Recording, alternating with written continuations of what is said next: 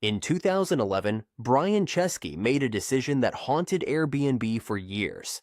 He hired a VP of International before the company had product market fit outside the US. The hire was brilliant on paper. In practice, the role required a cross-functional infrastructure that didn't exist yet. The VP needed a local marketing team, country-specific supply leads, and a legal framework for each market. Airbnb had none of that, so the exec spent months trying to build the scaffolding before they could even touch the work they were hired to do. The company burned cash, burned trust, and eventually had to rewind. That's not a Brian Chesky problem.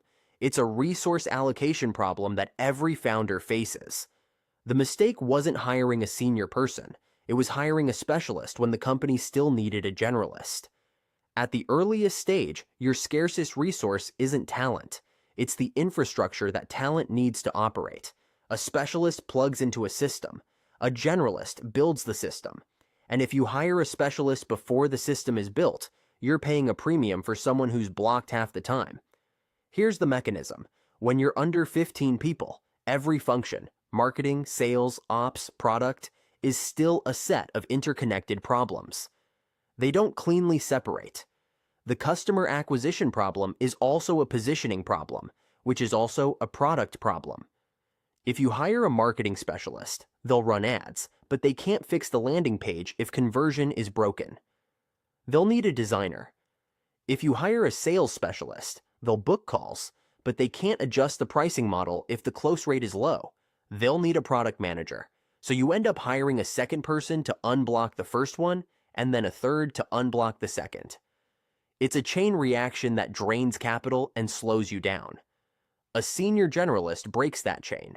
There's someone who can do the ad creative, write the landing page copy, and argue with the engineer about the sign-up flow. They've done it before, often at a startup that scaled, and they understand that the real job isn't a title. It's unblocking the company's most critical path. What I've seen at Xentro, and what I've lived, is that this one hire can compress the time it takes to go from survival mode to a repeatable model. The counterintuitive part is that you think you're solving a specific pain point. You're bleeding on customer acquisition, so you want a head of growth. You're drowning in support tickets, so you want a head of customer success. But the very act of hiring a specialist locks you into a solution that might not be the right one. The specialist optimizes a single variable. The generalist figures out which variable matters most. Research backs this up.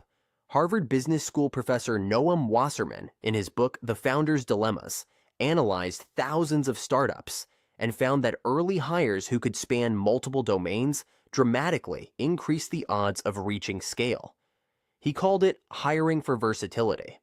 A separate study by the Kauffman Foundation tracked startup survival rates and noted that companies with multidisciplinary founding teams or early hires were 52% more likely to survive the first 3 years.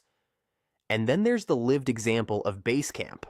When Jason Fried and David Heinemeier Hansen built the company, they didn't hire specialists. They hired a small team of generalists who could design, code, write, and support customers. That team scaled to millions of users without a dedicated marketing department. At Xentro, we lived this directly. When we moved from a single market operation to a European build-out, I didn't hire a country manager for each new market. I hired one senior operations generalist who had done everything from performance marketing to partner negotiations at a previous startup. In the first 6 months, she built the hiring playbook for local teams, set up the reporting cadence, and even ran the first few ad campaigns when the local hire was still ramping up. That one person unblocked 3 markets. If I had hired 3 specialists, we would have burned through our runway before any of them had a functioning system to work in. So, if you're making your first leadership hire, or you're about to add a senior role to a small team, here's the one concrete move for this week. Write down the 3 biggest pain points your company is facing right now. Don't filter them, just list them. Then ask yourself, could one person with a broad skill set credibly take on at least 2 of these? If the answer is yes, Write a job description for a senior generalist, not a specialist. The most expensive hire you make isn't the one with the highest salary. It's the specialist you hire before you're ready. That's the principle that saved us from overhiring, and it's the one I still use today.